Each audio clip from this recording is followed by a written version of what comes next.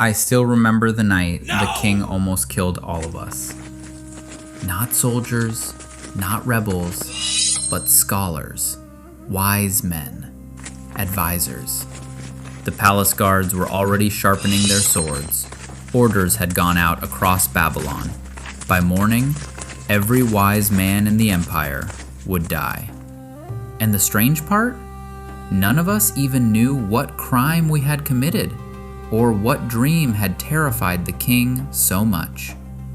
But one young exile from Judah said something that made the execution stop. He said, "There is a God in heaven who reveals mysteries." And that night, I watched a prisoner reveal the future of kingdoms. My name is Belnadine. I served in the court of King Nebuchadnezzar. Babylon was the greatest city on earth. Walls so wide that chariots raced across them. Temples covered in gold. Gardens hanging high above the streets. We believed Babylon would rule forever. Who could defeat us? Who could challenge our king? But one morning, everything changed, because the most powerful man in the world woke up afraid. The king had seen something in a dream, something so disturbing that he demanded its meaning immediately. But he made a strange demand. He ordered the wise men not only to explain the dream, but to tell him the dream first. If we truly had wisdom, he said, we should already know what he saw. We protested. No king has ever asked such a thing. His answer was simple. You are liars. Guards, prepare the executions. And just like that, our lives were over. Unless someone could reveal the dream no one had heard. Among the captives from Judah was a young man named Daniel. He had been taken to Babylon as a prisoner, yet he carried himself differently. While the rest of us panicked, Daniel remained calm.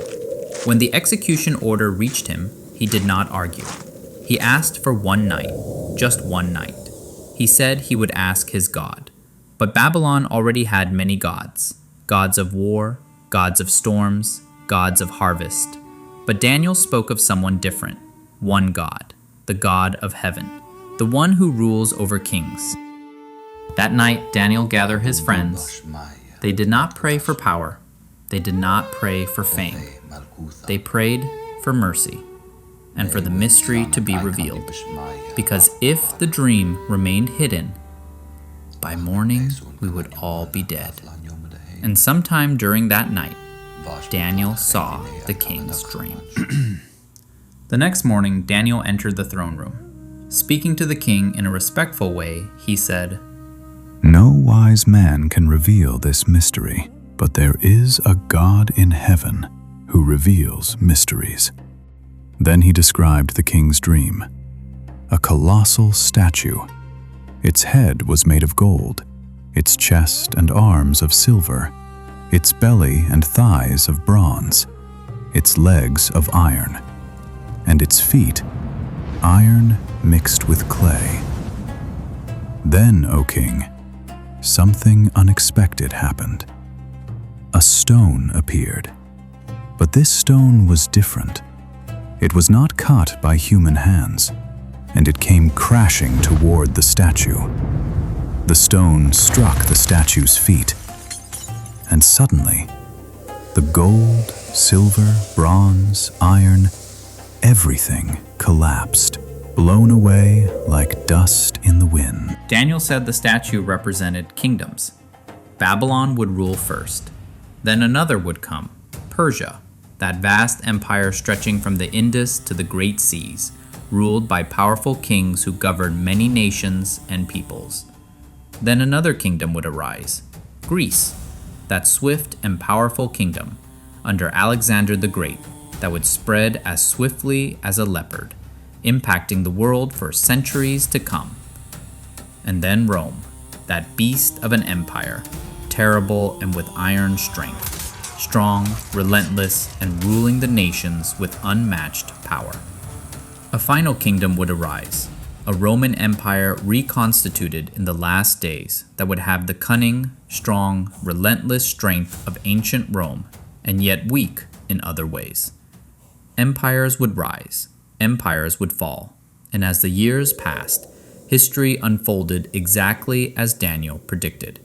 Just like the dream said, Babylon fell, Persia took its place, then Greece, and finally Rome. And slowly I began to understand something. First, human power never lasts. Every empire believes it will rule forever.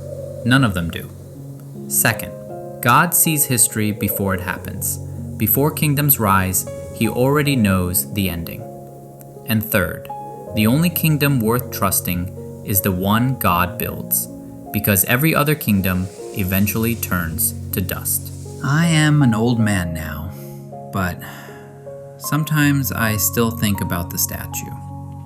The gold, the silver, the bronze, the iron, and those strange feet of iron and clay. Daniel said that in the days of those kings, God would set up a kingdom that would never be destroyed. A stone would strike the statue, and every kingdom of men would fall. And sometimes I wonder something. What if we are living in those days? What if the kingdoms of men are already standing on fragile feet? And what if the stone is closer than we think? If that is true, then the most important question is not which empire will rise next. The real question is this: when the stone finally strikes, which kingdom will we belong to?